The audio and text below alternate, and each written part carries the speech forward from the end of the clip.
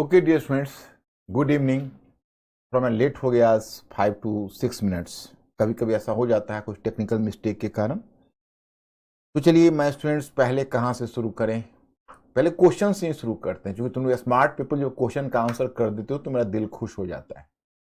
चलते हैं, पहले क्वेश्चन से शुरू करते हैं, फिर बात आगे बढ़ाएंगे आपकी चीज की। अच्छा चलिए, इस क्वेश्चन को बिल्कुल करेक्ट करना। भारत की संविधान सभा का गठन निम्नलिखित में से किस आधार पर हुआ था? ए, सार्वत्रिक व्यस्त मताधिकार एवं प्रत्यक्ष निर्वाचन। बी, सार्वत्रिक व्यस्त मताधिकार एवं अप्रत्यक्ष निर्वाचन। सी, सीमित मताधिकार एवं अप्रत्यक्ष निर्वाचन। डी, सीमित मताधिकार एवं प्रत्यक्ष निर्वाचन। Be fast.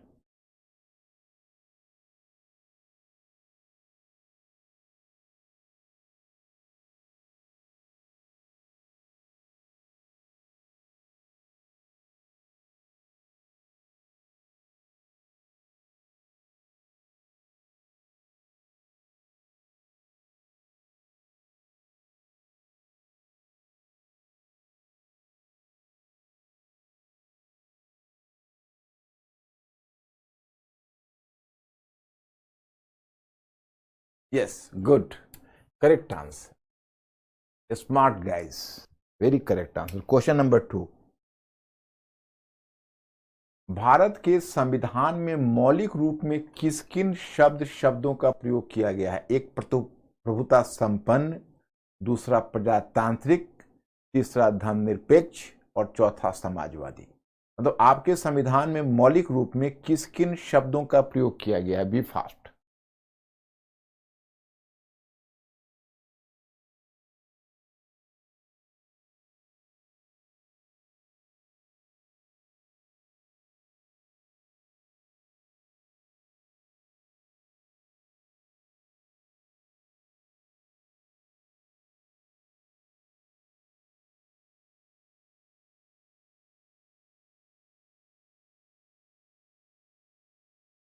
Choice number D. अरे तुम पॉलिटिकल, भारत के संविधान में मौलिक रूप में किस शब्द का? प्रजातांत्रिक का प्रयोग किया गया और प्रभुता संपन्न का। और ये जो तुम 3 और 4 जो देखो, लगता है मेरे स्टूडेंट लोग क्वेश्चन नहीं ठीक से समझा है। मौलिक रूप का मतलब है कि बाद में मौलिक रूप में किस किन शब्दों का प्रयोग किया गया था। मौलिक रूप में इन्हीं दोनों का प्रयोग किया गया था, धर्मनिरपेक्ष और समाजवादी। तो इंदिरा गांधी ने 42वें संविधान संशोधन में जोड़ा है। तो आपका उत्तर बी होना चाहिए ना। बी कोई किया है कि नहीं?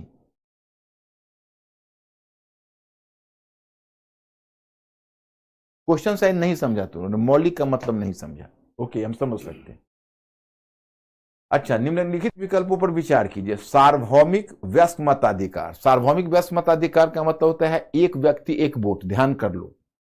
सार्वत्रिक व्यस्क मताधिकार का मतलब 1 मैन 1 वोट। दूसरा संघीय मॉडल, और तीसरा प्रांतीय स्तर पर उत्तरदायी सरकार। ओके, तो भारत सरकार अधिनियम 1935 में उपर्युक्त किन विकल्पों का उल्लेख किया गया? भारत सरकार अधिनियम 1935 में उपर्युक्त किन विकल्पों का उल्लेख किया गया है? ए, 1 और 3, बी 1 और 2, सी 2 और 3 और डी 1 2 और 3।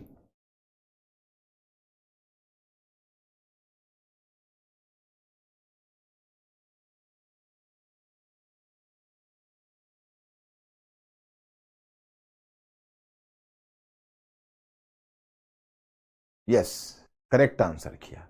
ये नहीं किया गया था। ये अब मेरे स्टूडेंट लोग बड़ा स्मार्ट हो गए हैं, I can understand this point.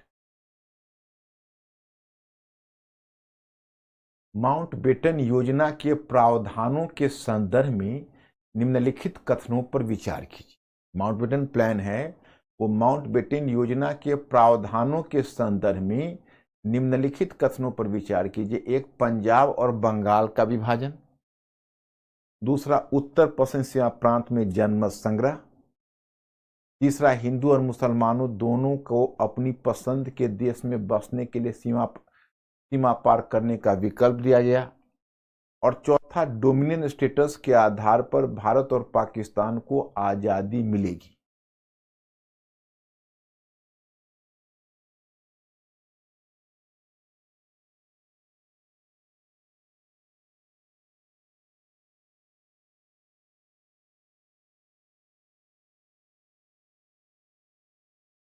B fast.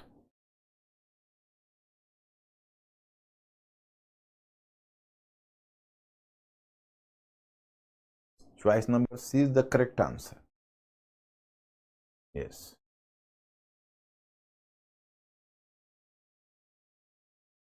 1, 2 and 4 is the correct answer. Good.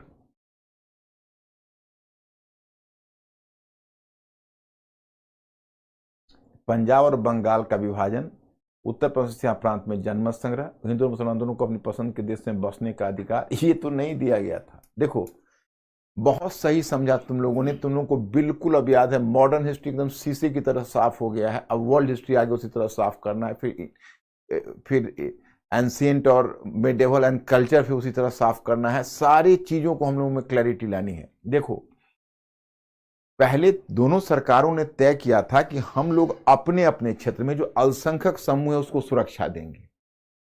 दोनों ने अपने अपनी स्थिति में तय किया था कि हम दोनों अल्पसंख्यक समूह को सुरक्षा देंगे। दोनों ने यही तय किया था, पहले बात यही तय हुई थी। और उधर जो हिंदू माइनॉरिटी है वो पाकिस्तान में रह जाएंगे और मुस्लिम माइनॉरिटी इंडिया में। लेकिन जो दंगे छिड़ गए, दंगों के कारण जो हुआ वो अप्रत्याशित था। उसको किसी ने कल्पना नहीं की थी कि ऐसा होगा, ये दंगों के कारण हुआ।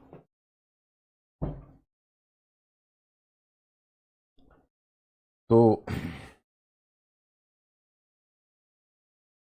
अब भारत की संविधान निर्माताओं ने क्या होना चाहिए? भारत के संविधान निर्माताओं ने नीति निर्देशक तत्वों का प्रावधान तो रखा परंतु उन्हें परिवर्तनीय नहीं बनाया। परिवर्तनीय का मतलब लागू करने योग्य, रीजनिंग। उन्हें डर था कि नीति निर्देशक तत्वों को लागू किया जाना मौलिक अधिकारों के प्रावधानों को कमजोर कर देगा। अब मैं स्टूडेंट्स, ये बड़ा स्टैंडर्ड क्वेश्चन है, इसको करेक्ट करके दिखाओ।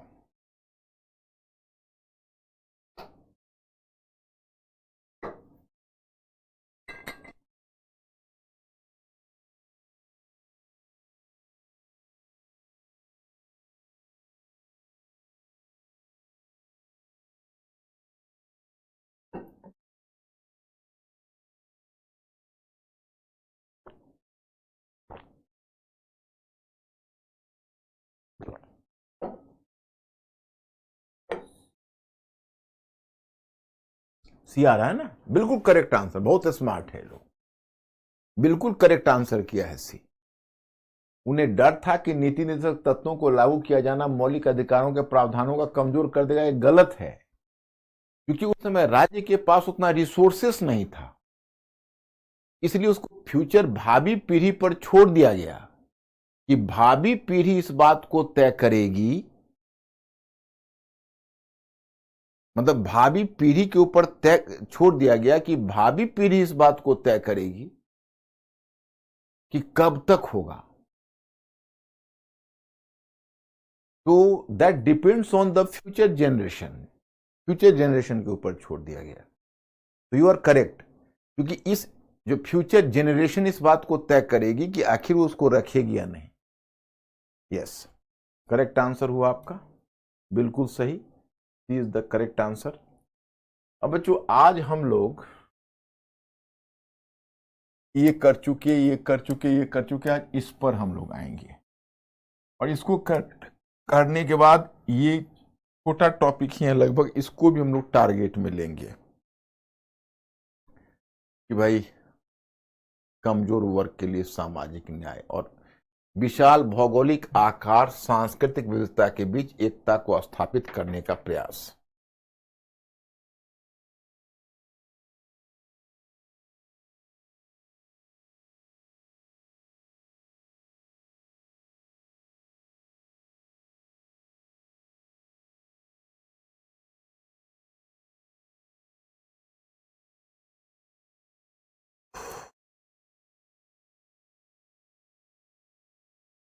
Just 1 minute.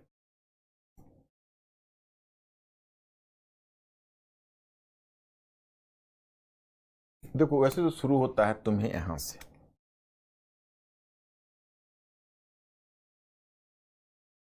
Just 1 minute.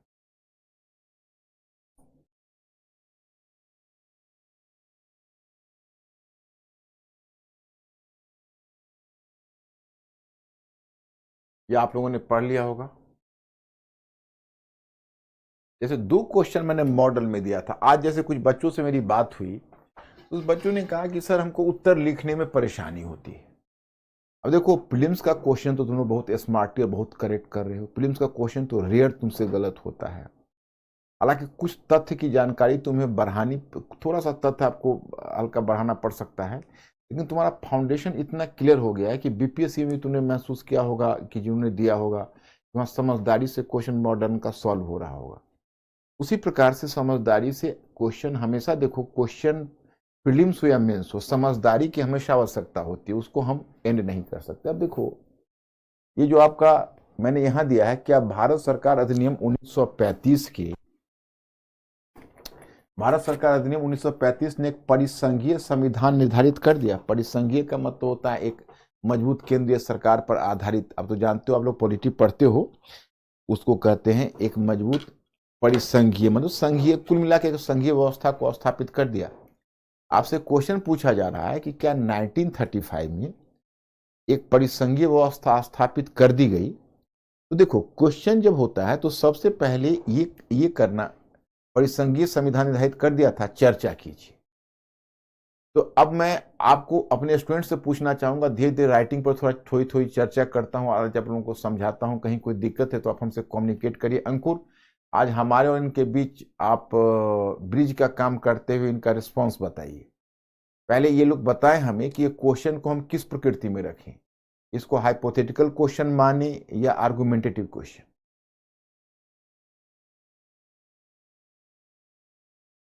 B fast.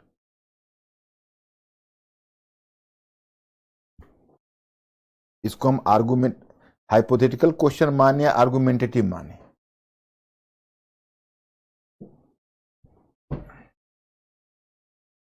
Yes, आप लोग तो इतने स्मार्ट हो, फिर क्यों ऐसा लगता है कि आप क्वेश्चन का उत्तर नहीं लिख सकते हो? चर्चा कीजिए, शब्द चर्चा कीजिए का मतलब होता है टू डिस्कस। टू डिस्कस का मतलब हुआ कि दोनों पक्षों को तोलना पड़ेगा। मतलब परिसंघीय ढांचा का संविधान निर्धारित किया है नहीं। देखो, मैं आपको बताता हूं, व्याख्या कीजिए रहे, विश्लेषण कीजिए रहे, व्याख्या कीजिए रहे, विश्लेषण कीजिए रहे,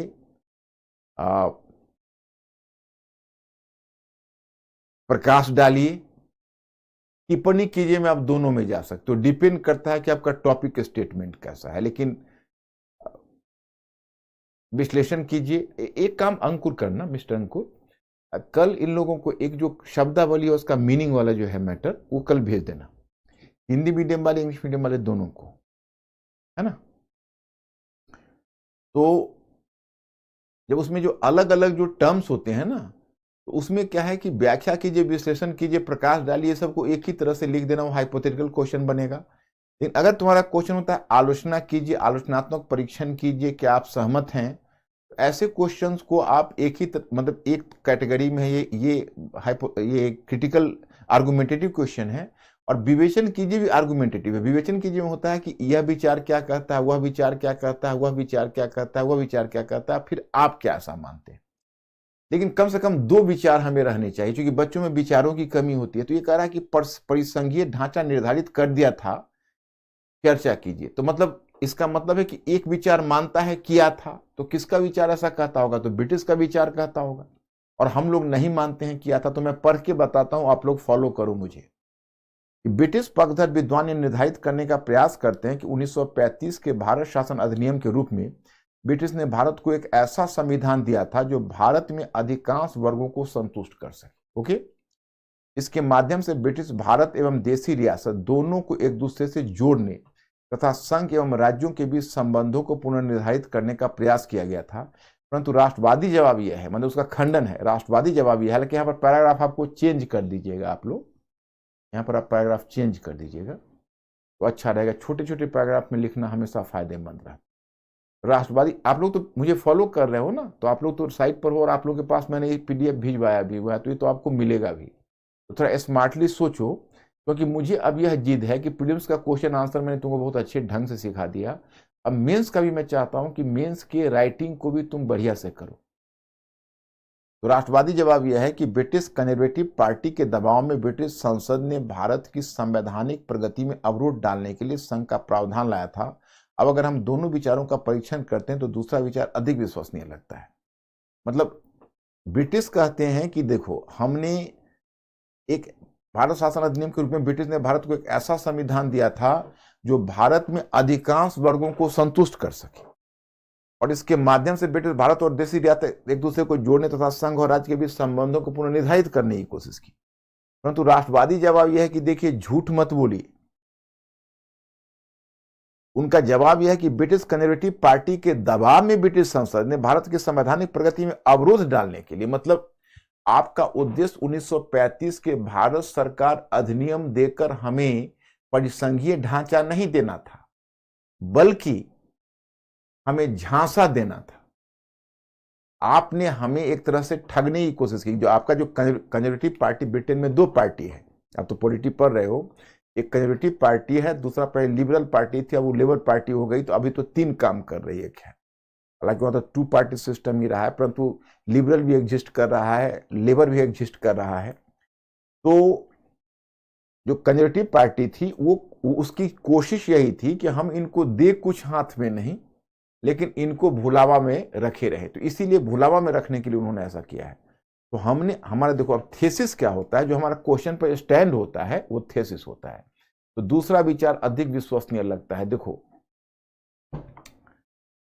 इधर हट जाऊं जो तुम लोग देख पाओगे, ये थेसिस लाइन है, इसको हमने थेसिस लाइन बनाया। दूसरा विचार अधिक विश्वसनीय लगता है, उसको आप कलम से नीचे से अंडरलाइन कर दो। ये मेरा थेसिस हुआ, मतलब ये स्टैंड हुआ। थेसिस मतलब स्टैंड, मतलब हम दोनों विचार को देखा, हम दूसरे विचार के साथ हो लिए। अब जो थेसिस हमारा होता है, तो हमारी जो शेष राइटिंग होती है उसकी कोशिश होती है कि थेसिस में जो बातें कही गई है, शेष राइटिंग उस थेसिस में कही गई बातों को संपुष्ट करे। तो देखो, 1935 के अधिनियम के द्वारा स्थापित परिसंघीय व्यवस्था की निम्नलिखित सीमाएं बनी रही। मतलब हमने यहाँ पर दिखाया कि 1935 के अधिनियम के द्वारा जो परिसंघीय व्यवस्था जिसको आप कहते हो, उसकी सीमा देखियो क्या क्या है। हमने पहली सीमा बताई, देखो पॉइंट 1, कि केंद्रीय विधानमंडल के दोनों सदनों में 30-40% सीटें देशी रियासतों को दिया जाना, कि इन पदों पर नियुक्ति निर्वाचन के माध्यम से नहीं बल्कि मनोनयन के माध्यम से होनी थी। अब एक तो आपने यह किया कि केंद्रीय विधानमंडल में 2 सदन है, उसमें 30-40% सीटें आपने देशी रियासतों को दी है। चलिए उसको संघ में ला रहे हैं, दीजिए, शौक से दीजिए। लेकिन जब आप ब्रिटिश भारत में निर्वाचन करवा रहे हैं और दूसरी तरफ देशी रियासतों के राजाओं को अधिकार दे रहे हैं कि वह अपने मेंबर्स को मनोनीत करे, तो क्या ये संघीय व्यवस्था के अनुकूल होगी? कुछ मेंबर्स मनोनीत हों और कुछ मेंबर्स निर्वाचित हों और देशी रियासत मनोनीत हों। इसका मतलब देशी रियासत की प्रजा को तो आपने प्रतिनिधित्व नहीं दिया ना। प्रजा को प्रतिनिधित्व कब मिलती? जब उनको चुनाव में हिस्सा लेने का आप अधिकार देते, लेकिन राजा चुन रहे हैं। मेरे विचार से आप लोग समझ गए होंगे। दूसरा, इसका एक महत्वपूर्ण दोष था कि केंद्रीय सरकार के स्तर पर उत्तरदायी शासन की अनुपस्थिति। अब केंद्रीय सरकार के स्तर पर उत्तरदायी सरकार ही नहीं है, तो केंद्र संघीय व्यवस्था का उत्तरदायी सरकार का मतलब है कि वायसराय या वायसराय की काउंसिल या विधानमंडल के प्रति उत्तरदायी है? नहीं ना। तो फिर क्या संघीय व्यवस्था? संघीय व्यवस्था में तो पावर ही नहीं है इंडियंस को। तीसरा, केंद्रीय स्तर पर वायसराय को अत्यधिक विवेकाधीन शक्तियां प्राप्त थी। वो किसी भी सरकार को अपने हाथों में ले सकता था। फिर प्रांतों में भी गवर्नर को अनेक विवेकाधीन शक्तियां प्राप्त, साथ ही निर्वाचित सरकार को भी बर्खास्त कर सकता था। देखो, केंद्र में जो बैठा हुआ वायसराय है वो किसी भी प्रांतीय सरकार को खींच सकता था। इतना ही नहीं, गवर्नर भी है तो उसमें भी अनुच्छेद 93 मैंने आपको बताया है, किसी भी प्रांतीय सरकार को गिरा सकता था। इतना मजबूत केंद्र बनाया है आपने, तो प्रांत को नाम मात्र की शक्ति दी है, तो किस प्रकार की संघीय व्यवस्था? अंत में हम ऐसा कर सकते हैं कि यह परिसंघीय व्यवस्था भी महज कागज पर ही रह गई, क्योंकि इसके लिए कम से कम 50% देशी राज्यों की स्वीकृति अनिवार्य थी, जो नहीं मिली। सबसे तो बढ़ के जो भी परिसंघ आपने दिया वो क्रियान्वयन कहाँ हुआ? वो तो कागज पर रह गया। आपने बनाया, शर्त दी कि 50% जो स्टेट्स है उसकी स्वीकृति होगी तो संघ बनेगा। 50% राज्यों ने स्वीकृति ही नहीं दी तो संघ कैसे बनता? नहीं बना। इसलिए ऐसा कहा जा सकता है कि 1935 के भारत शासन अधिनियम के द्वारा एक छद्म व्यवस्था का प्रारूप प्रस्तुत किया गया था। इसके द्वारा एक छद्म व्यवस्था, छद्म का मतलब होता है जानते हो, सूडो, अंग्रेजी में सूडो बोलते हैं, हिंदी में छद्म का मतलब है, क्या कहोगे उसको? छद्म के लिए कोई उपयुक्त शब्द मैं आपको सोच के बताता हूँ। मतलब नकली, एक तरह का नकली परिसंघ था, ये असली परिसंघ नहीं था। तो हम देखो, जो हमने थेसिस लिया है, ध्यान रहे, जो थेसिस है, जो निष्कर्ष है, वो सेंटेंस एक नहीं हो, परंतु उन दोनों के विचारों में समानता हो। जो थेसिस तुमने लिया है वही उसी लाइन पर निष्कर्ष होना चाहिए। अब थेसिस तुमने दूसरा स्टैंड लिया और निष्कर्ष में दूसरा स्टैंड ले लिया, तो विरोधाभास आ जाएगा और आंसर की क्वालिटी गिर जाएगी। अब देखो, यहां पर आपसे पूछा जा रहा है कि स्वतंत्र भारत के लिए संविधान का मसौदा केवल 3 साल में तैयार करने के ऐतिहासिक कार्य को पूरा करना संविधान सभा के लिए कठिन होता है यदि उनके पास भारत सरकार अधिनियम 1935 से प्राप्त अनुभव नहीं होता। चर्चा कीजिए।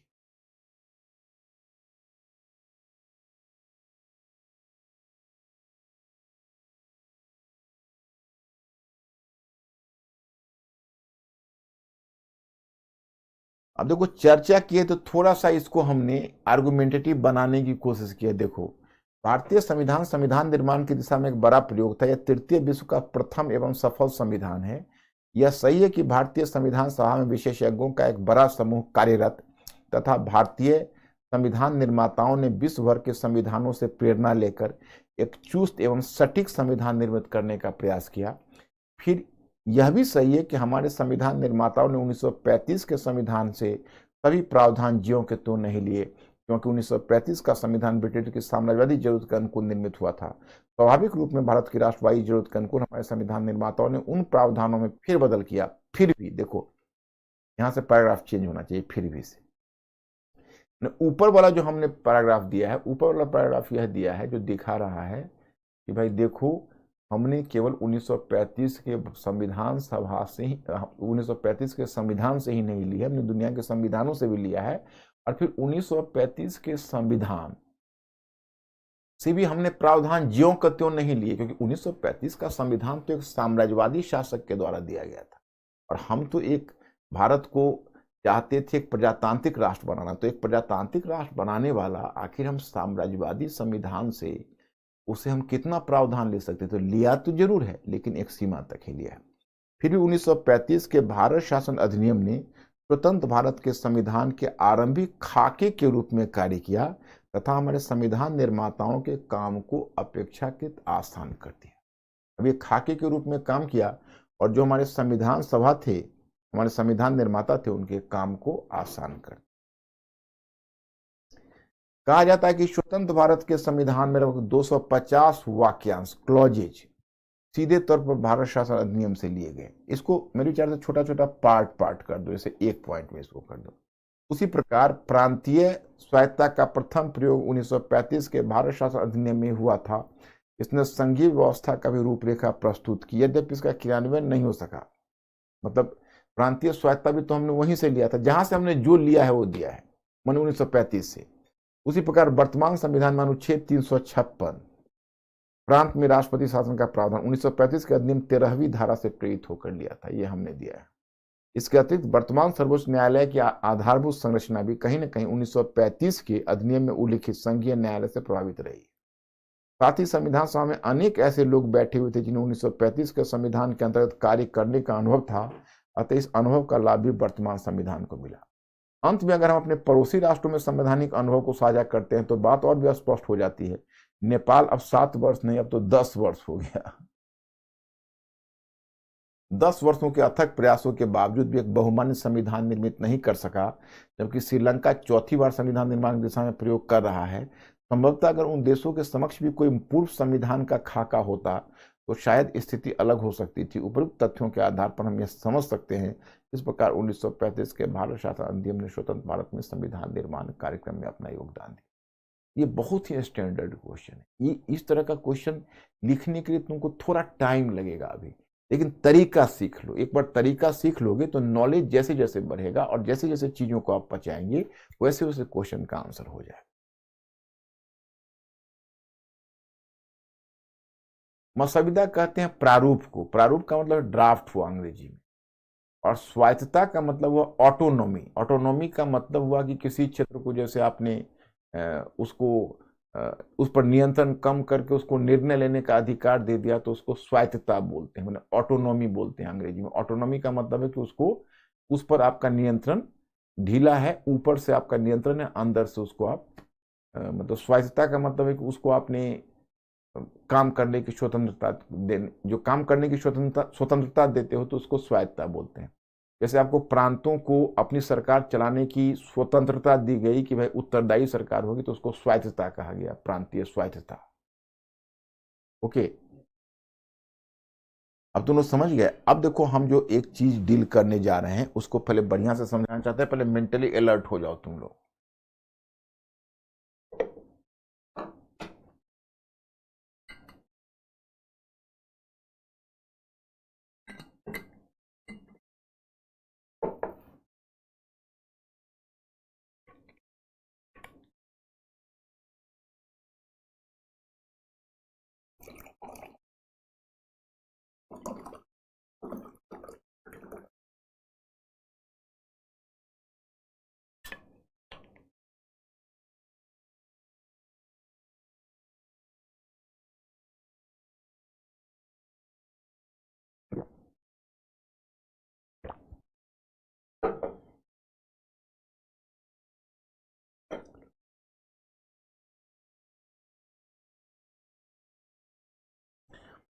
अब देखिए,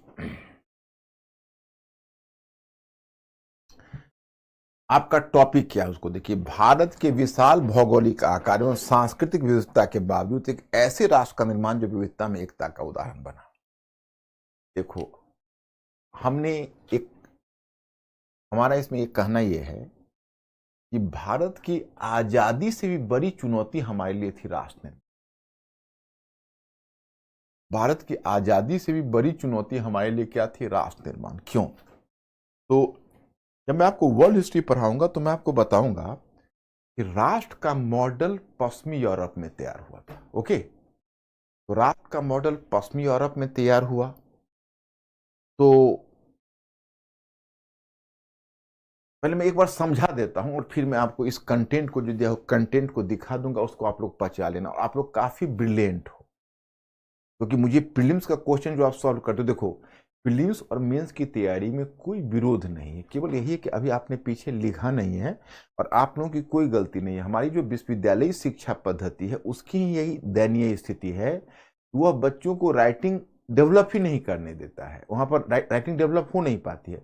वहां पर बच्चे रट कर लिख देते हैं, रोट लर्निंग करते हैं बिना समझा हुआ। उससे क्या होता है कि यहाँ पर ठीक उसकी उलट बात होती है, क्योंकि इतना बड़ा सिलेबस होता है, आप यहाँ पर रट कर लिख ही नहीं सकते और न रट कर याद रख सकते।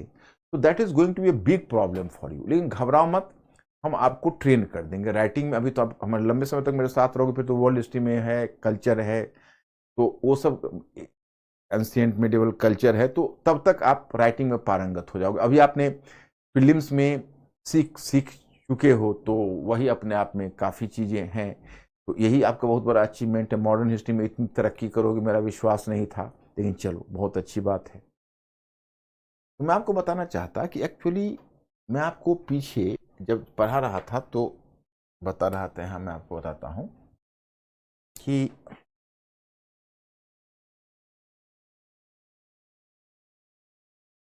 जैसे पश्चिम में जो राष्ट्र का मॉडल था, आपको याद होगा, पश्चिमी मॉडल,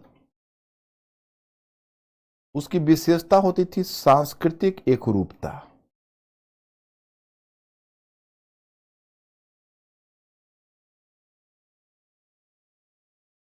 सांस्कृतिक एकरूपता तुम लोग इसलिए भी जानो, सिर्फ इसलिए ही आप लोग मत जानिए, आप लोग इस देश के यूथ हैं, आप लोग पर देश का भविष्य टिका हुआ है। आप पहले जानिए कि आपने जो राष्ट्र कितनी ही मतलब जद्दोजहद के बाद आपने राष्ट्र बना है, तो इस राष्ट्र का कद्र करना सीखिए। मतलब ऐसा नहीं है कि अचानक से आपका राष्ट्र बना है, आपके राष्ट्र को बनने के लिए बहुत जद्दोजहद करना पड़ा है। और हमने केवल एक बात यह भी जान लीजिए आप लोग, मैं वर्ल्ड हिस्ट्री पढ़ाऊंगा तो और क्लैरिटी आपको आ जाएगी कि दुनिया में हमारा जो राष्ट्र है नजीर बना है। कहते हो नजीर किसको अंग्रेजी में कहते हैं? टेम्पलेट। टेम्पलेट का मतलब है कि हम जैसे अब हमारा राष्ट्रीय आंदोलन है, तो राष्ट्रीय आंदोलन में हमने कितना बड़ा योगदान दिया गांधी के आंदोलन के रूप में। अहिंसा और सत्याग्रह पूरी दुनिया को बताया राष्ट्रीय आंदोलन में। बहुत सारे मतलब जैसे अब दक्षिण अफ्रीका में अफ्रीकन नेशनल कांग्रेस था, या फिर ब्लैक मूवमेंट अमेरिका में चला, तो अमेरिका का ब्लैक मूवमेंट, अफ्रीका के जितने मूवमेंट आप देख रहे हो, उन्होंने कहीं ना कहीं हमारे सत्याग्रह और अहिंसा के मॉडल को अपनाया है। तो दुनिया में हमने एक मतलब औपनिवेशिक शासन के विरुद्ध, एक जो कॉलोनियल गवर्नमेंट है, उस औपनिवेशिक शासन के विरुद्ध प्रतिरोध की एक नई पद्धति लागू की, और प्रतिरोध की नई पद्धति थी अहिंसा और सत्याग्रह। तो जिस तरह हमने स्वतंत्रता आंदोलन में एक वैकल्पिक पद्धति दी है, उसी प्रकार से हमने राष्ट्र निर्माण में भी एक वैकल्पिक पद्धति, जैसे हमने स्वतंत्रता आंदोलन में एक वैकल्पिक पद्धति दी है, उसी प्रकार से हमने राष्ट्र निर्माण में भी एक वैकल्पिक पद्धति। You have to be take care of this system, कि how much important this system is. तो मैं आपको बताता हूं कि जैसे आपको पीछे बताया था, याद होगा जब पहला क्लास जहां राष्ट्र में आपको बता रहा था कि यूरोप में जो राष्ट्र बने वो अपेक्षाकृत छोटे छोटे राष्ट्र थे। तो पहले तो यूरोप के जो राजतंत्र या महत्वाकांक्षी शासक थे, यूरोप के महत्वाकांक्षी शासकों ने राष्ट्र बनाया, उन्होंने एक तरह से एक निश्चित भौगोलिक इकाई, भौगोलिक रूपरेखा खींची। आप मतलब ऐसा मान के चलो कि अखिल यूरोप में पहले क्या था कि सामंतवाद था जो पूरे यूरोप में फैला हुआ था, रोमन कैथोलिक चर्च व्यवस्था थी, पूरे यूरोप में फैला हुआ था। लेकिन सामंतवाद का पतन हुआ, उधर प्रोटेस्टेंट आंदोलन चला, जो मैं आपको विश्व इतिहास वाले टॉपिक में बताऊंगा। उसका फायदा उठाकर यूरोप के कुछ महत्वाकांक्षी राजतंत्र ने अपनी अपनी, जैसे यूरोप के महत्वाकांक्षी राजतंत्र थे तो उन्होंने अपनी अपनी निश्चित भौगोलिक सीमा खींच ली और राष्ट्र बनाया। लेकिन यह राष्ट्र राजा का राष्ट्र था, क्योंकि राजा इस राष्ट्र का प्रतीक था और बोलता था कि मैं राष्ट्र हूं। जैसे लुई 14वां कहा मैं राष्ट्र हूं। और इसकी कोशिश रही कि हम सांस्कृतिक और भाषाई एक रूपता पर बल दें, क्योंकि आकार भी छोटा था। तो आप मान लो फ्रांस में आप 60% लोग फ्रेंच बोलते थे, तो 60% फ्रेंच लोग बोलते थे, तो 40% लोग जो नहीं बोलते थे उसको धीरे धीरे उन्होंने ट्रांसफॉर्म कर लिया, उसको एक तरह से फ्रांसीसी को फैला के 90% फ्रेंच बुलवा दिया या 80% फ्रेंच बुलवा दिया। उनके लिए कोई मुश्किलें नहीं थी उनमें, चूंकि उतनी ज्यादा न उनका वैसा कोई भौगोलिक आकार था, न जातीय विविधता थी वगैरह वगैरह, तो उनका काम चल गया। जब पश्चिमी यूरोप से उसके बाद फिर फ्रांस की क्रांति हुई, तो फ्रांस की क्रांति में आधुनिक विचारधारा आई, तो फिर आधुनिक राष्ट्रवाद का विकास हुआ, जो मैंने आपको बताया था कि फ्रांस की क्रांति जिसने जनता के राष्ट्रवाद पर बल दिया, इससे पहले राजा के राष्ट्रवाद पर बल था। तो फ्रांस की क्रांति के बाद यूरोप में राष्ट्रवाद फैलता चला गया और पश्चिमी यूरोप राष्ट्रीय राज्य के रूप में गठित हो गए। लेकिन जब वही राष्ट्रवाद, फिर उसी राष्ट्रवाद के प्रभाव में आप देखोगे, विश्व इतिहास में बताऊंगा, इटली और जर्मनी जो विभाजित था वो संगठित हुआ, और फिर इटली और जर्मनी नए राष्ट्र के रूप में स्थापित हुए। I will inform you. लेकिन जब वही राष्ट्रवाद मध्य यूरोप और पूर्वी यूरोप में गया, तो वहां पर बड़े बड़े साम्राज्य थे, तो उस साम्राज्य में समस्या उत्पन्न हो गई। क्योंकि अब देखो, जैसे मैं आपको बताता हूं, अब ये बड़ा साम्राज्य है, इसमें अलग अलग अलग अलग अलग निर्जातीय समूह है, अलग अलग है, अलग अलग नस्ल समूह। नस्ल समूह का मतलब है कि मैं आपको बताना चाहूंगा कि जैसे देखो, अलग अलग नस्ल समूह में ये स्लाव है, क्या अच्छा पूछ रहे हैं, क्या बोल रहे हैं? अच्छा, देखो ऐसे देखो, ये अब ढक जाता, ये स्लाव है, ये चेक है, ये मगयार है। उन्होंने क्या किया था कि अलग अलग राष्ट्र बनाया। ओके, सॉरी, अलग अलग राष्ट्र नहीं, ये पुराना साम्राज्य था। इस साम्राज्य में दूसरी समस्या आई, ये स्लाव है, मगयार है, चेक है, चेक है, रूथेंस है, तो सब अलग अलग नस्ल के लोग थे। तो अब यहां दिक्कत ये आई कि अलग अलग नस्ल के लोग अपने आप को अलग राष्ट्र मानने लगे। बस ये टूट गया, विघटित हो गया जो पुराने साम्राज्य है। तो एक क्राइसिस आ गई। फिर मैं आपको बताऊंगा, फर्स्ट वर्ल्ड वॉर के बाद पेरिस में एक शांति सम्मेलन होगा, और उस शांति सम्मेलन के नेता के रूप में अमेरिकी राष्ट्रपति आएंगे, और वो अमेरिकी राष्ट्रपति का नाम होगा वुडरो विल्सन, जो मैं आपको पढ़ाऊंगा। आप लोग वर्ल्ड हिस्ट्री, आप लोग इतने स्मार्ट हो, जब मॉडर्न हिस्ट्री समझ गए तो आप वर्ल्ड हिस्ट्री भी समझ जाओगे। तो वुडरो विल्सन आया। वुडरो विल्सन ने क्या किया कि जो अलग अलग नस्ल समूह थे उनको अलग अलग राष्ट्र के रूप में बांट दिया, कि एक नस्ल समूह, जो जैसे कोई स्लाव, वो नस्ल समूह है, नस्ल तो समझते होगे एक अलग का है, अलग अलग प्रजाति के लोग, अलग अलग राष्ट्र उनको बना दिया गया कि आप ये राष्ट्र बनिए, आप ये राष्ट्र बनिए, आप वो राष्ट्र बनिए, आप वो राष्ट्र बनिए। तो ये घटना है, पेरिस पीस कॉन्फ्रेंस हुआ है 1919-20 में। तब तक तो हमारा भी राष्ट्रीय आंदोलन काफी आगे बढ़ गया था, आप जानते हो, गांधी आ गए तो असहयोग आंदोलन शुरू हो गया था। और हमारे यहाँ भी मतलब क्या हुआ कि हम भी राष्ट्र बनाने का स्वप्न देख रहे थे, हम राष्ट्र बनाने का स्वप्न देख रहे थे, लेकिन एक ब्रिटिश 1880 के दशक में एक ब्रिटिश था, उस ब्रिटिश जो अधिकारी था उसका नाम था जॉन स्ट्रेची। तो जॉन स्ट्रेची हमारे यहाँ विजिट करने आया, और सॉरी वो हमारा अधिकारी ही था हमारे यहाँ का, और यहाँ से वो लंदन गया। तो लंदन में कैम्ब्रिज विश्वविद्यालय में इंडिया एक स्पीच दिया भारत के ऊपर, जिसको एक इंडिया नामक एक बुक में वो संकलित है। तो इंडिया नामक बुक में संकलित, में थोड़ा बैकग्राउंड बता रहा हूं कि तुम लोगों का मेंटल ऑराइजन थोड़ा सा बढ़ेगा, बस यही मेरी चाहत है और कुछ नहीं। तो उसने इंडिया नामक जो एक जर्नल इंडिया नामक निकाला, उस पर उसने स्पीच दिया इंडिया पर, और उसने उस स्पीच में कहा कि इंडिया कभी राष्ट्र बन ही नहीं सकता, ये महाद्वीप है यूरोप की तरह। और एक बात और भी दिलचस्प बात कहा कि यूरोप में जो स्विस लोग हैं, माने स्विट्जरलैंड के लोग, और जर्मन लोग हैं, उनमें उतना भेद नहीं है जितना भारत में मराठी और बंगाली में है। माने मराठी बंगाली में भेद ज्यादा है अपेक्षाकृत वहां पर जो स्विस हैं और जर्मन लोग हैं उनमें भेद कम है। अब सोचिए, तो उसने ये सिद्ध करने का प्रयत्न किया कि भारत राष्ट्र तो हो ही नहीं सकता। It was simply the wastage of time. तो ये बात जो जॉन स्ट्रेची ने कही, इसी बात को रिपीट किया रुडयार्ड किपलिंग, एक अंग्रेजी पोएट था।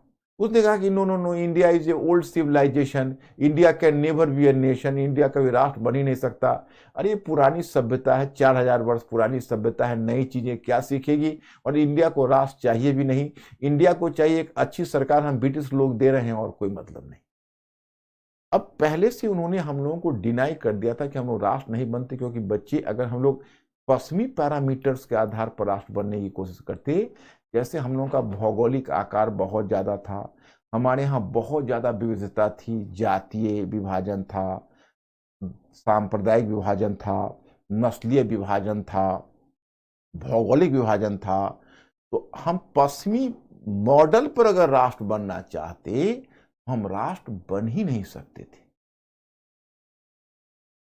लेकिन अब राष्ट्र का मॉडल तो पश्चिम में ही है, विशेषकर जब ये पेरिस पीस कॉन्फ्रेंस, जब विल्सन ने सिद्ध कर दिया कि अलग अलग नस्ल के समूह अलग अलग राष्ट्र बने, अलग अलग प्रजाति के लोग अलग राष्ट्र बने, तब तो हम लोग और भी खतरे में पड़े। क्योंकि हम 1919-20 में जा रहे थे, तब तक वहां यूरोप में एक अंतर्राष्ट्रीय कॉन्फ्रेंस में यह निर्णय हुआ कि अलग अलग प्रजाति के लोगों को अलग अलग राष्ट्र मिलना चाहिए। तो उसमें समस्या यह आई कि हम कहां हैं, हम तो इनमें से कहीं नहीं। तो अलग प्रजाति अलग राष्ट्र में हम उस क्राइटेरिया पर तो खरा नहीं उतर पा रहे थे। और ये जो पेरिस पीस कॉन्फ्रेंस है, उसने दो बातें सिद्ध कर दी थी। पेरिस पीस कॉन्फ्रेंस ने एक बात यह सिद्ध कर दी थी कि अलग अलग प्रजाति के लोग अलग अलग राष्ट्र के होंगे, that is the one factor.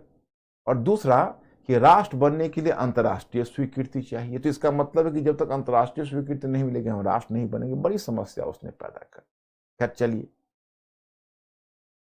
तो हमने इसको देखा और हमने सोचा कि चलो अपने तरीका से। तो पहले हमने क्या किया, जो स्वतंत्रता आंदोलन जिस समय चल रहा था, उस समय हमने बहुत तरह के कॉम्प्रोमाइजेज किए। जैसे स्वतंत्रता आंदोलन चल रहा था, तो पहले हम लोग भी यूरोपीय मॉडल पर ही अपने आप को राष्ट्र बनाने की कोशिश करने लगे।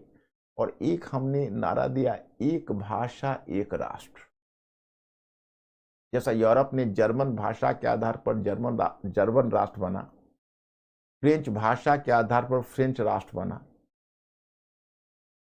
मैंने फ्रांसीसी राष्ट्र बना, और स्पेनिश भाषा के आधार पर स्पेनिश राष्ट्र बना, तो हम एक ही भाषा हिंदी के आधार पर भारत को राष्ट्र बनाना चाहिए। और उस समय राष्ट्रीय आंदोलन के मध्य यह बात निर्णित हुआ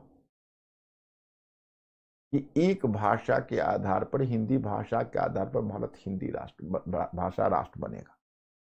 जब स्वतंत्रता मिली, जब संविधान, अच्छा उस समय जिसमें हुआ कि भाई हिंदी भाषा के आधार पर भारत राष्ट्र बनेगा, उस समय जो संविधान सभा के जो गैर हिंदी प्रदेश के जो नेतागण थे उन्होंने भी समर्थन कर दिया। उस समय एक राष्ट्रवाद की लहर चल रही थी, उन्हें लग रहा था कि हाँ बहुत अच्छा है।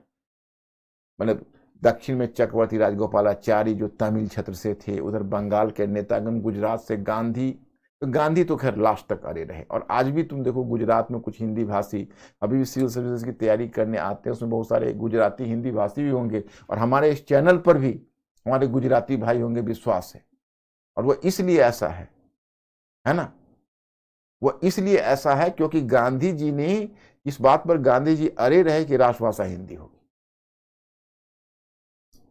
लेकिन जब संविधान सभा में जब नेतागण इकट्ठे हुए तो जो गैर हिंदी प्रदेश के नेता थे, उसमें गैर हिंदी प्रदेश के लोगों का डर भी कुछ हद तक वाजिब था। जैसे अब दक्षिण में तमिल है, कन्नड़ है, मलयालम है, तो उसमें दिक्कत ये आ रही थी, सब मलयालम भाषी हैं, तो उन लोगों का जो दक्षिण भारत में वो द्रविड़ समूह की भाषा है, मैं कल्चर वाले में बताऊंगा। उत्तर में आर्यन समूह की भाषा है, तो आर्यन समूह की भाषा में जैसे मानो पंजाबी है, गुजराती है,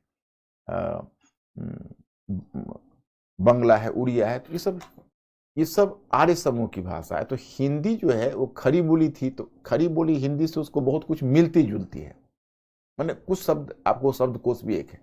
जो दक्षिण भारत की भाषा है वो तो बिल्कुल अलग है, वो तो मतलब उसका ग्रामर अलग है, हर कुछ अलग है। अब दक्षिण के लोगों को ऐसा लगने लगा कि कल को अगर, क्योंकि अब राजभाषा का मतलब है जो सरकारी कामकाज की भाषा, तो सरकारी कामकाज की भाषा हिंदी हो जाएगी, तब तो हम लोग एग्जामिनेशन पास ही नहीं करेंगे, क्योंकि फिर हिंदी में लिखना पड़ेगा, और हिंदी हम लोग कैसे सीखेंगे। तो दक्षिण में मतलब आंदोलन शुरू हो गया, तमिलनाडु वगैरह में आंदोलन शुरू हो गया, डाउन डाउन हिंदी।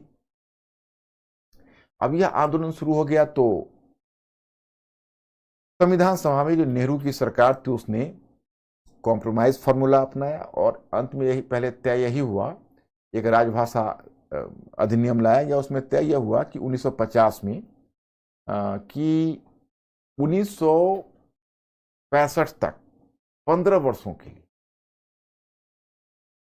हिंदी के साथ साथ अंग्रेजी सहराज भाषा होगी। तो हिंदी के साथ साथ अंग्रेजी सहराज भाषा होगी, तय हुई। तो उसके पीछे तर्क किया था कि 15 वर्षों में जो गैर हिंदी प्रदेश के लोग हैं वो हिंदी सीख लेंगे, और जब वो हिंदी सीख लेंगे तो प्रॉब्लम सॉल्व हो जाएगा। बताइए यार, हिंदी प्रदेश के लोग इतनी जल्दी हिंदी कैसे सीख सकते? आप तो समझ सकते हो कि कितना बड़ा चैलेंज था उनके लिए भी।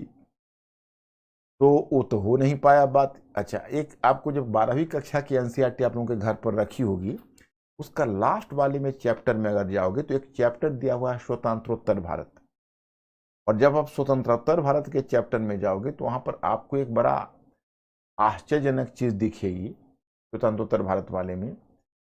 मैंने आश्चर्यजनक चीज, मतलब बहुत इंटरेस्टिंग चीज है। तो वहां पर एक दृश्य दिया है कि जैसे संविधान सभा में डॉक्टर राजेंद्र प्रसाद अध्यक्ष थे, तो वो बैठे हुए हैं, और एक धुलेकर करके कोई उत्तर प्रदेश के हैं, मेंबर हैं, हिंदी भाषी क्षेत्र के हैं। तो धुलेकर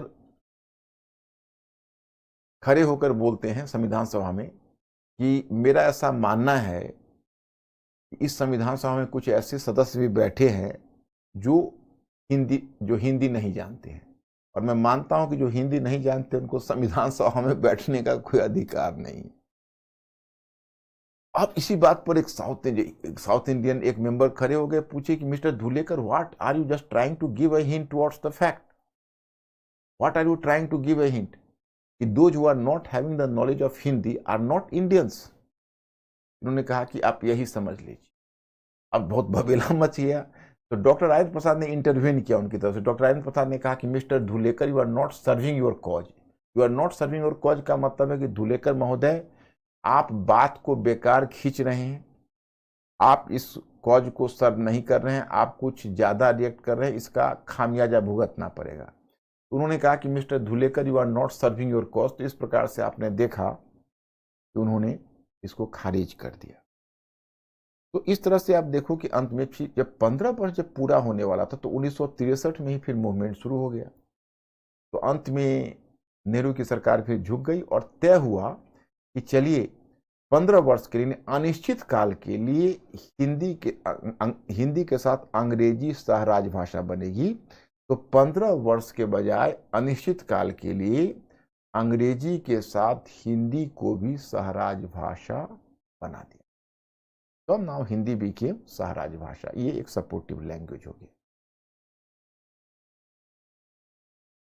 तो अनिश्चित काल के मतलब फ्यूचर पीढ़ी पर उन्होंने छोड़ दिया कि फ्यूचर पीढ़ी डिसाइड करेगी कि यह अंग्रेजी भाषा में होगी या नहीं होगी।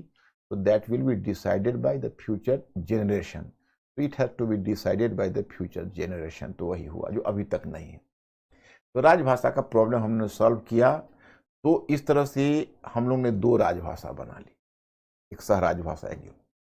अब जैसे एक भाषा एक राष्ट्र का सवाल होता है, तो हम लोगों ने संविधान की 8वीं अनुसूची में 14 भाषाओं को राष्ट्रभाषा का दर्जा, 14 भाषाओं को अपना लिया। तो मतलब एक तरह से तो यूरोप है या बाकी देश है, जर्मन भाषा के आधार पर जर्मन राष्ट्र बना और फ्रेंच भाषा के आधार पर फ्रेंच राष्ट्र बना। लेकिन जानते हैं हम लोगों ने 14 भाषाओं के आधार पर राष्ट्र बना लिया। तो ये हमारे एक अचीवमेंट है। तीसरा मुद्दा आता है भाषाई आधार पर प्रांतों का गठन। अब यह भी एक बड़ा ही विवादास्पद मुद्दा था।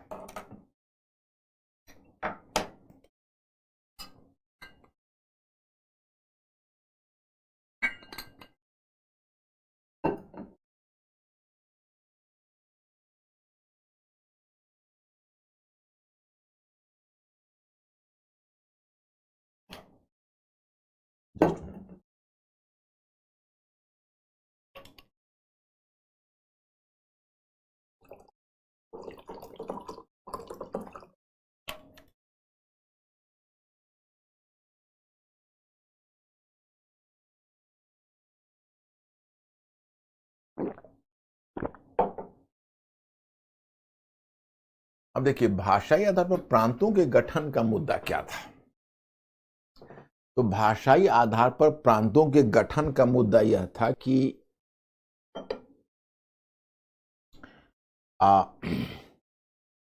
जैसे ब्रिटिश ने जो प्रांत बनाए थे, वो ब्रिटिश के प्रांतों को आप कह सकते हो कि वे ब्रिटिश के द्वारा जो स्थापित प्रांत थे वो प्रेसिडेंसी प्रांत होते, उसको प्रेसिडेंसी बोलते थे। जैसे Madras presidency, Bombay presidency, Bengal presidency. तो इस तरह से उन्होंने they have just created so many presidencies. तो अब क्या हुआ कि वो जो प्रेसिडेंसी उन्होंने बनाया हुआ था उसमें अलग अलग भाषा समूह के लोग थे, कई भाषाई समूह के लोग थे। जैसे आप अकेला मद्रास प्रेसिडेंसी में देखोगे 4 भाषाई समूह के लोग थे। मद्रास प्रेसिडेंसी जो ब्रिटिश के द्वारा स्थापित था, मद्रास प्रेसिडेंसी में मतलब उसमें तेलुगु भाषी थे, मलयालम तेलुगु भाषी थे, तमिल भाषी थे, मलयालम भाषी थे और कन्नड़ भाषी थे। माने तेलुगु भाषी, कन्नड़ भाषी, तेलुगु मतलब आंध्र प्रदेश, कन्नड़ भाषी मतलब कर्नाटका, मलयालम भाषी मतलब केरला और तमिल भाषी मतलब तमिलनाडु। 4 स्टेट उसमें समाया हुआ था। और उधर बॉम्बे प्रेसिडेंसी में गुजराती भाषी थे और मराठी भाषी थे। उधर जो पंजाब प्रोविंस था उसमें हरियाणा भी था, तो हिंदी भाषी भी थे और पंजाबी भी थे। उधर जो बंगाल था उसमें हिंदी भाषी बिहारी भी थे, उड़िया तो पहले निकल गया था, और बंगला भाषी बंगाली भी थे। तो मतलब इस तरह से अलग अलग भाषा समूह के लोग थे। तो जब हमारा स्वतंत्रता आंदोलन चल रहा था तो हमारे राष्ट्रवादी नेताओं ने यह निर्णय लिया कि देखिए, जब हमारी सरकार स्वतंत्र होगी, जब हम स्वतंत्रता हमें मिलेगी, तो हम प्रांतों का गठन भाषाई आधार पर करेंगे और जो विभिन्न प्रांतों में जो निवास करने वाले लोग हैं उन लोगों की हम सांस्कृतिक आकांक्षा को पूरा करेंगे। वही टारगेट उन्होंने रखा, सांस्कृतिक आकांक्षा को पूरा करेंगे। तो यही उन्होंने तय किया। लेकिन my students, actually what happened, सांस्कृतिक आकांक्षा को पूरा करने की बात तो की, लेकिन जब हमें आजादी मिली तो आजादी के साथ विभाजन का उपहार मिला। तो हमारे नेतागण डर गए। उनको लगा कि कहीं ऐसा ना हो कि भाषाई आधार पर हम प्रांतों का गठन करें तो कहीं लोगों में अपनी मिट्टी के प्रति लगाव हो जाए। उसके लिए इंग्लिश में एक फ्रेज आता है, son of the soil policy. Son of the soil का मतलब है धरती के लाल, मतलब हम इस क्षेत्र के हैं तो क्षेत्रवाद की प्रवृत्ति को बल मिलेगा। तो क्षेत्रवाद की प्रवृत्ति को बल मिलेगा, इस डर से उन्होंने भाषाई आधार पर प्रांतों को टाल दिया। लेकिन तब यह है कि भाई इधर प्रांतों में मतलब मांग उठने लगी, और सबसे तीव्र मांग उठी तेलुगु भाषी क्षेत्र आंध्र प्रदेश में। और तेलुगु भाषी क्षेत्र आंध्र प्रदेश में इसने एक फुल फ्लेजेड आंदोलन का रूप ले लिया। इतने बड़े आंदोलन का रूप लिया कि वहां पर पहले तो एक कोई संत थे सीताराम, उन्होंने पहले फास्टिंग की, तो खैर वो तो बच गए। उसके बाद श्री रामलू थे गांधीयन, वो फास्ट अनटू डेथ पर गए और वास्तव में फास्ट करते हुए उनका डेथ हो गई। ये घटना 1953 की है। अब आंध्र प्रदेश में इतना उग्र विद्रोह का रूप ले लिया, आंध्र प्रदेश में इसने इतना उग्र विद्रोह का रूप ले लिया कि अंत में सरकार को एक बड़ा ठोस डिसीजन। वो डिसीजन क्या था? तो सरकार को ठोस डिसीजन यह लेना पड़ा कि नहीं, अब हमें आंध्र प्रदेश को एक पृथक प्रांत बनाना है। और 1953 में आंध्र प्रदेश को एक पृथक प्रांत के रूप में संगठित कर दिया गया। Andhra became an independent province. Andhra को एक इंडिपेंडेंट प्रोविंस के रूप में स्थापित कर दिया गया। और तब 1953 में ही नेहरू की सरकार ने एक राज्य पुनर्गठन आयोग बनाया। और राज्य पुनर्गठन आयोग की अनुशंसा पर 1956 में भाषाई आधार पर 14 प्रांत और 6 केंद्र शासित राज्य बनाए गए। ओके, तो 14 प्रांत और 6 केंद्र शासित राज्य बने। लेकिन यह प्रक्रिया पूरी नहीं हुई, क्योंकि अभी बॉम्बे का विभाजन नहीं हुआ था। 1960 में फिर बॉम्बे में लोगों की आकांक्षा जगी, तो उसको गुजराती भाषी और मराठी भाषी में 1960 में बांटा गया, 1956 में 60 में बांटा गया। और फिर उसे एक पृथक, आप कह सकते हो कि 2 प्रांत अलग अलग बन गए, बॉम्बे प्रांत और गुजरात प्रांत। फिर इसके बाद आपको सूचना मिलती है कि अंत में प्रक्रिया, जिसको भाषाई आधार पर प्रांतों का गठन कहते हैं, वो प्रक्रिया पूरी हो गई 1966 में, जब पंजाब और हरियाणा दोनों को अलग कर दिया गया। पंजाबी भाषी और हिंदी भाषी, पंजाबी भाषी पंजाब और हिंदी भाषी हरियाणा। और थोड़ा सा उसमें पहाड़ी क्षेत्र था, कुछ पहाड़ी भाषी थे, उनको कांगड़ा का क्षेत्र, उसको ले जाके हिमाचल में मिला दिया गया। तो इस तरह से 1966 में इसकी प्रक्रिया पूरी हो गई। अब आगे जो भी विभाजन है वो निर्जातीय आधार पर है, तो विकास के आधार पर है। जैसे आप देखते हो उसके आगे आपको सूचना मिलती है कि नॉर्थ ईस्ट में, जैसे 1963 में एक अलग नागालैंड का निर्माण, असम, पहले एक ही असम था, 2 ही क्षेत्र था नॉर्थ ईस्ट में, एक असम था, दूसरे कहते थे नेफा। नेफा जो अभी अब जिसको अरुणाचल प्रदेश देख रहे हो मानचित्र पर, वो नेफा था। तो असम और नेफा था। तो असम से पहले 1963 में निकल गया मिजोरम। तो मिजोरम वहां से निकल गया, तो मिजोरम को अलग प्रोविंस बनाया गया। फिर 1972 में त्रिपुरा है, नागालैंड है, और त्रिपुरा, नागालैंड और मणिपुर, ये निकल गए 3। तो 3 प्लस 1, सॉरी नागालैंड तो पहले निकल गया था, सॉरी गलत हो गया। 1972 में 3 निकले, त्रिपुरा है, मणिपुर है, और एक और प्रोविंस था, त्रिपुरा, मणिपुर, और अभी याद आ जाएगा। तो ये दोनों निकल गए, 3 निकल गए वहां से। उसके बाद फिर 1986 में मिजोरम को अलग प्रोविंस बनाया गया। वो मेघालय था, सॉरी, तो एम हमको याद आ रहा था। फिर मैं एक बार रिपीट कर देता हूँ। पहले नागालैंड अलग निकला 1963 के करीब। फिर 1972 तक वहाँ से त्रिपुरा निकल गया, मेघालय निकल गया, और त्रिपुरा, मेघालय और मणिपुर, ये 3 निकल गए। तो एक असम हो गया, एक नागालैंड हो गया, फिर त्रिपुरा, मेघालय, मणिपुर, तो टोटल कितना हो गया? 5 हो गया। और 1986 में अकेला मिजोरम निकल गया, मतलब मिजोरम को अलग बना दिया गया राज्य। राजीव गांधी की सरकार थी उस समय, तो मिजोरम निकल गया। अब नेफा था, उस नेफा को 1987 में, जैसे 1986 में मिजोरम स्टेट बना, और नेफा को 1987 में एक पृथक प्रांत बना दिया गया और उसका नाम रख दिया गया अरुणाचल प्रदेश। तो 7 हो गए। सिक्किम बाद में मिला है 1975, बाद में 1975 में इंदिरा गांधी की सरकार ने सिक्किम को मिला लिया था। वो पहले ऑटोनोमस रीजन था, तो सिक्किम तो अलग है, इन 7 से अलग है, तो ये बन गए।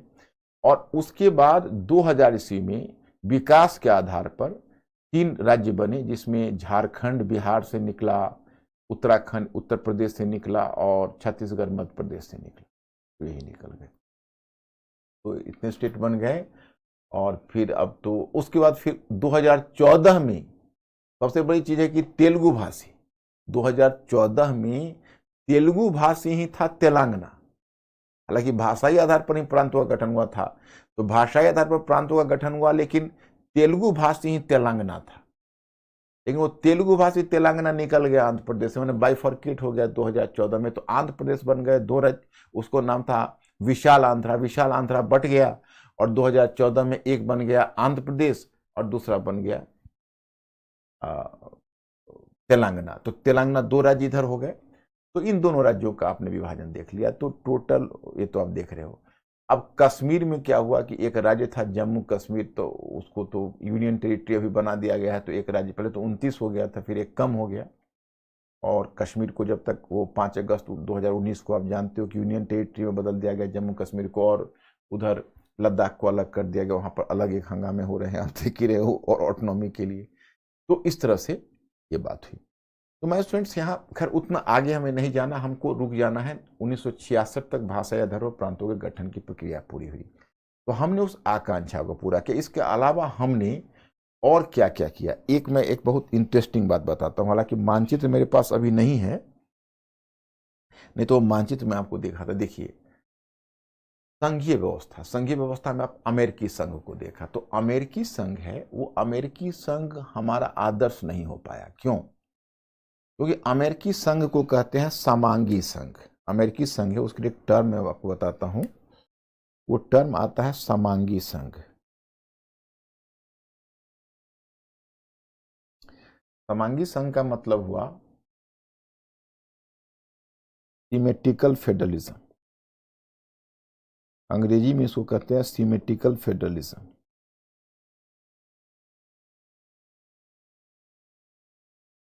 और एक दूसरे प्रकार का संघ होता है, उसको कहते हैं विषमांगी संघ।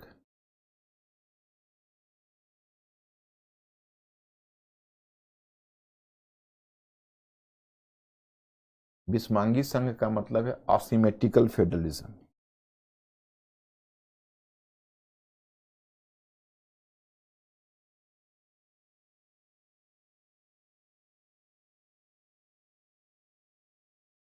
समांगी संघ और विषमांगी संघ, ये हुआ सिमेट्रिकल फेडरलिज्म, ये हुआ असिमेट्रिकल फेडरलिज्म। तो 2 हुआ। अब दोनों में अंतर क्या है बता देता हूँ, आप लोग मेंटली अलर्ट हो ना। जैसे अमेरिका में आप देखोगे 50 राज्य है, लेकिन 50 के 50 राज्य का समान अधिकार है। किसी को न एक सूत ज्यादा, न किसी को एक सूत कम, सब बराबर है, एकदम बिल्कुल इक्वल। राज्यसभा में सबके 2-2 मेंबर्स जा रहे हैं। फिर वहाँ पर खैर प्रतिशत में जनसंख्या के आधार पर है तो है, उनके जो अधिकार हैं उनका बिल्कुल ही सारे अधिकार समान है। लेकिन दुनिया में कुल 11 संघ है, लेकिन 4 संघ दुनिया में ऐसे हैं। जैसे आप लोगों का पॉलिटी की एक पुस्तक एनसीईआरटी की आती है क्लास 10th की, अगर कभी दिल्ली इच्छा हो तो उसको उलट के देख लेना, क्योंकि उसी में ये चीज का वर्णन है। उस पॉलिटी का जो क्लास 10th का एनसीईआरटी, उसमें एक आपको चैप्टर मिलेगा सत्ता की साझेदारी। उसमें आपको बेल्जियम और श्रीलंका दोनों की तुलना किया हुआ है। तो दुनिया में देखो, हमसे पहले एक कनाडा बना था। कनाडा में तुम देखोगे तो वहां पर कनाडा में एक जगह है, उसका नाम है क्यूबेक, है ना। और कनाडा के बाद तब हुआ भारत, ओके। और फिर भारत के बाद तब है स्पेन, और फिर बेल्जियम। दुनिया में जो 4 संघ है ना, ये अलग संघ है। इसको हम कहते हैं विषमांगी संघ, जिसको असिमेट्रिकल फेडरलिज्म। इसमें क्या है, इसमें एक्चुअली इसको राष्ट्र बनने के लिए इसको स्टेट नेशन का नाम दिया जाता है। जैसे स्टेट नेशन का इसलिए है कि हमको राष्ट्र, पहले यहाँ पर राज्य था, फिर राष्ट्र बने हम, तो राष्ट्र बाद में बने, तो हमें समझौता करना पड़ा। समझौता ऐसे करना पड़ा कि जैसे अब मान लो हम 10 लोग हैं या आप 4 रूम पार्टनर हो, तो 4 रूम पार्टनर आप बनाना चाहते हो, तो नॉर्मली क्या होता है कि हम चारों के समान अधिकार होंगे, 4 के समान खर्च होंगे, चारों के लिए आवश्यक शर्तें होगी, तो हम 4 रूम पार्टनर कहीं कमरे लेके रह रहे हैं। लेकिन सपोज करो कोई ऐसा रूम पार्टनर जिसका बार्गेनिंग पे पोजीशन बहुत स्ट्रांग है, वो कहता है कि देखिए हम आप लोगों के पार्टनर तो बनेंगे, लेकिन हम कम खर्च देंगे, हमको आपको सुविधा ज़्यादा देनी होगी, आपको हमें बड़ी जगह, एक अच्छा बेड, सबसे अच्छा बेड मुझे देना होगा, और आप चूंकि उसको जोड़ने के लिए इतना व्यग्र हो कि आप उन शर्तों को मान लेते हो।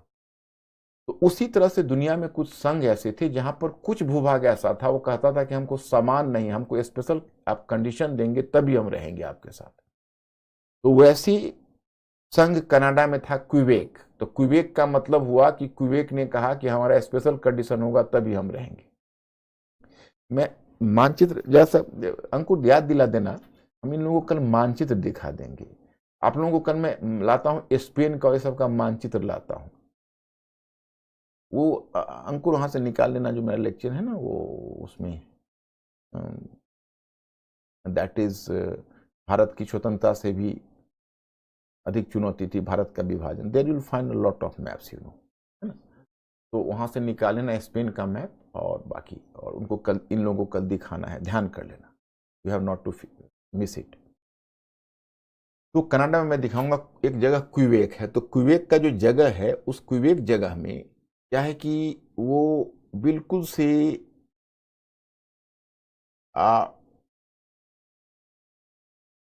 उसने कहा कि हमको स्पेशल स्टेटस चाहिए तब हम आपके साथ रहेंगे। तो कनाडा को स्वीकार करना पड़ा और क्यूबेक को स्पेशल स्टेटस देना पड़ा। फिर भारत में जम्मू कश्मीर में शेख अब्दुल्ला की कहानी बताई, उन्होंने कहा कि हमको स्पेशल स्टेटस चाहिए, तो अनुच्छेद 370 हमने लगाया। फिर अनुच्छेद 370 तो अस्थायी था, जो गया भी। अनुच्छेद 371 में तो हमने बहुत सारे राज्यों को दिया हुआ है, 7-8 राज्यों को दिया हुआ है। फिर नागालैंड भी है, मिजोरम भी है, तो बहुत सारे स्टेट्स हैं जिसको हमने इस तरह के, स्पेशल साउथ इंडिया के भी स्टेट्स हैं। तो वो 371 का आर्टिकल तो अभी भी एग्जिस्ट कर रहा है, आपको पता है। तो हम लोग का विषमांगी संघ हुआ, तो हमको चूंकि राष्ट्र बनना था तो ये शर्त स्वीकार करनी पड़ी। तो हमने राष्ट्र अपने ढंग से एक्सपेरिमेंट किया। अब हम आपको यह चीज दिखाना चाहते हैं, 2-3 चीजें, कि हम राष्ट्र बने तो कितनी मुश्किल से बने।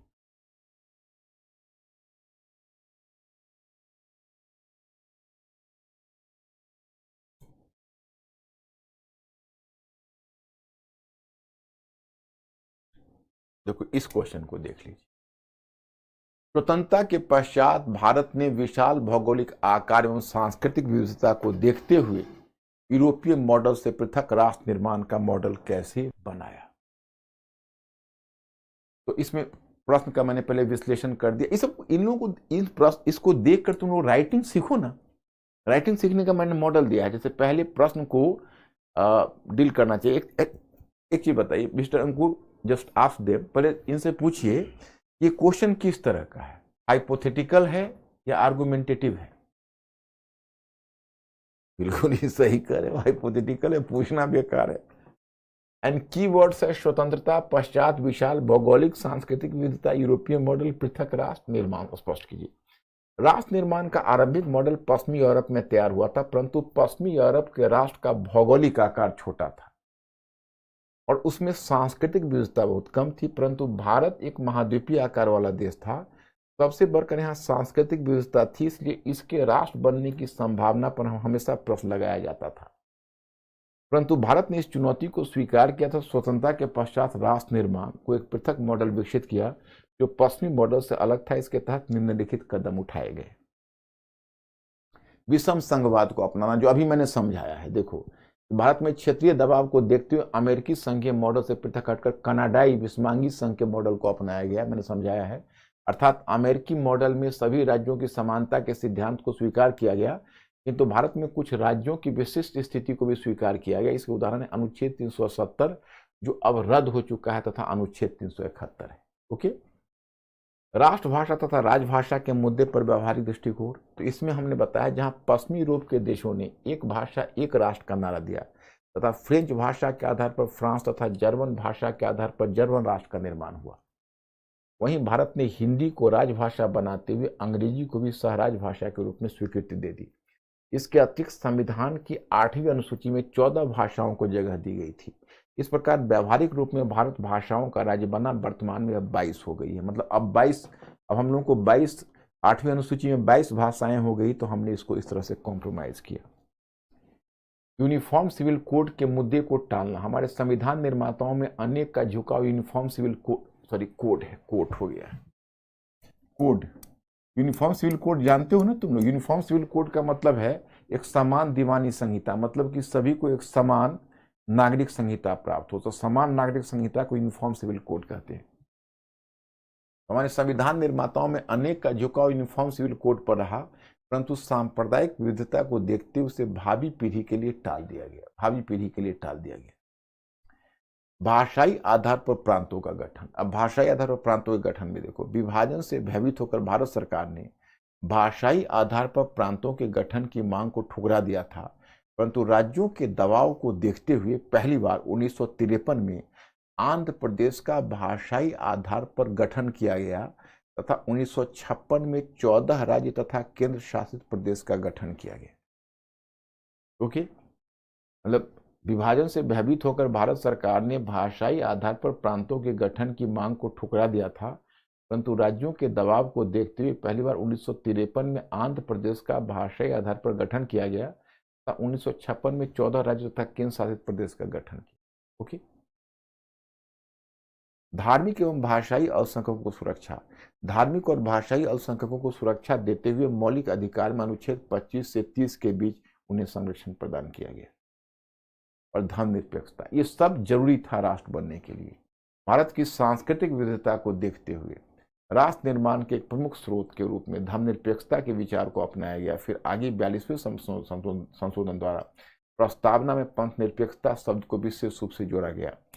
सामान्यतः ऐसा माना जाता है कि स्वतंत्रता आंदोलन के मध्य भारत ने अहिंसा और सत्याग्रह के रूप में राष्ट्रीय पद्धति विकसित की, परंतु सच्चाई यह है कि भारत ने दुनिया को केवल राष्ट्रीय प्रतिरोध की नई तकनीकी ही नहीं दी, देखो, बल्कि राष्ट्र निर्माण का नया मॉडल भी दिया, क्योंकि अधिकांश नव स्वतंत्र उपनिवेश अपने स्वरूप में बहुभाषा भाषी, बहुनस्लीय तथा बहुसांप्रदायिक थे। इनके लिए राष्ट्र निर्माण का पश्चिमी मॉडल उतना उपयोगी नहीं था जितना कि भारतीय मॉडल। मतलब हमें याद है एक बार अमेरिकन एक foreign secretary Dick Cheney India आया था, 2008 की बात कर रहा हूँ। उसमें क्या हुआ था, यूगोस्लाविया टूटा था और यूगोस्लाविया में एक राष्ट्र था, एक राष्ट्र बना था अलग, सर्बिया। तो सर्बिया में से भी एक छोटा सा जो भाग है, कोसोवन लोग थे, उन्होंने वो अपने आप को अलग करके कोसोवो के रूप में वो आज़ाद हो गए। तो कोसोवो के रूप में आज़ाद हो गए तो उसको पश्चिमी देशों ने मान्यता दे दी। तो मान्यता दी तो डिक चेनी आए थे भारत की यात्रा पर, तो एक भारतीय पत्रकार ने पूछा कि देखिए आप लोगों ने बहुत डेंजरस काम किया है, उसको मान्यता दे दी है, ऐसे में तो कोई भी क्षेत्र अलग हो जाएगा, अपने आप को राष्ट्र बनने की बात करेगा। तो डिक चेनी मुस्कुराकर बोला कि अगर दुनिया में अगर देशों को अगर राष्ट्र के रूप में जीना है तो भारत से सीखिए। मतलब क्योंकि भारत ने इतना कॉम्प्रोमाइज करके राष्ट्र बनाया है, इसलिए कोई अगर आज हिंदू राष्ट्र या कुछ इस तरह की बात करता है तो डरने की बात इसीलिए हो जाती है क्योंकि हम लोगों ने राष्ट्र का मॉडल ही अलग चुना है। हम लोगों का जो एक्सपेरिमेंट है वो बिल्कुल अलग है और हम लोगों ने अपने आप को सिद्ध कर दिया। आप देखिए ना, धर्म के आधार पर गठित पाकिस्तान था, एक सेपरेट धर्म के आधार पर गठित पाकिस्तान था, वो टूट गया, बट गया। उसका मैं आपको बताऊंगा फॉरेन पॉलिसी में, उसका पूर्वी पाकिस्तान जो है वो अलग हट गया, इसको बांग्लादेश बना और हम लोग अपनी एकता अखंडता को बनाए रखे। आगे मैं कल बताऊंगा, आज तो मैं आज यही रोक रहा हूँ। कल मैं एक क्वेश्चन कराऊंगा, उसमें बताऊंगा तुम्हें कि देखिए जैसे हमारे यहाँ के जो तमिल थे वो तमिल पहले असंतुष्ट थे और श्रीलंका के तमिल सेटल्ड थे। तो लगता था कि भाई श्रीलंका के तमिल ही बेहतर स्थिति में है क्योंकि वहाँ पर सेटल्ड थे और हम लोग का अनसेटल्ड थे। तमिल कभी दरविस्तान की मांग करते थे, पृथक दरविस्तान की बात होती थी। लेकिन आज देखिए हमारा तमिल सेटल्ड है, वो अभिन्न अंग है भारत के और उन्होंने अपना एजेंडा भी, जो द्रविड़ मुनेत्र करगम था उसने भी अपने एजेंडा को भी चेंज कर लिया। लेकिन श्रीलंका में देखिए, श्रीलंका के तमिल देखिए सेपरेटिज्म की तरफ चले गए। तो अगर अपने माइनॉरिटीज को मिसहैंडल करते हैं तो बड़ा अलग चीज हो जाती है ना। इसलिए भारत ने जो राष्ट्र निर्माण का मॉडल बनाया वो अपने आप में बहुत अलग तरह का मॉडल था। तो माय स्टूडेंट्स, सिर्फ आप इसको एग्जामिनेशन के लिए याद मत रखिए, एक नागरिक होने के नाते राष्ट्र बनने की प्रक्रिया को समझिए और जरा सोचिए कि हम बहुत मुश्किल से राष्ट्र बने हैं। इसलिए सोच समझ कर कहीं बयान देना है, और किसी व्यक्ति से बातचीत हो तो उनको समझाइए कि देखिए हम ऐसा नहीं, हम संकीर्ण तरीके से नहीं सोच सकते हैं। अगर हम संकीर्ण तरीके से सोचे होते तो हम राष्ट्र ही नहीं बन पाते। Okay my students, you are clear. आज मैं यही रुकता हूँ। हाँ,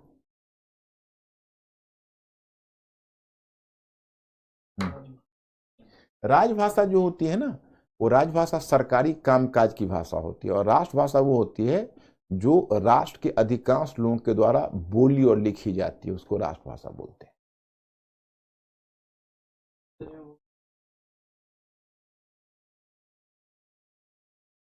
फजल अली वही था। राज्य पुनर्गठन आयोग में 3 थे ना, बलवंत राव मेहता, के.एम. पनिकर।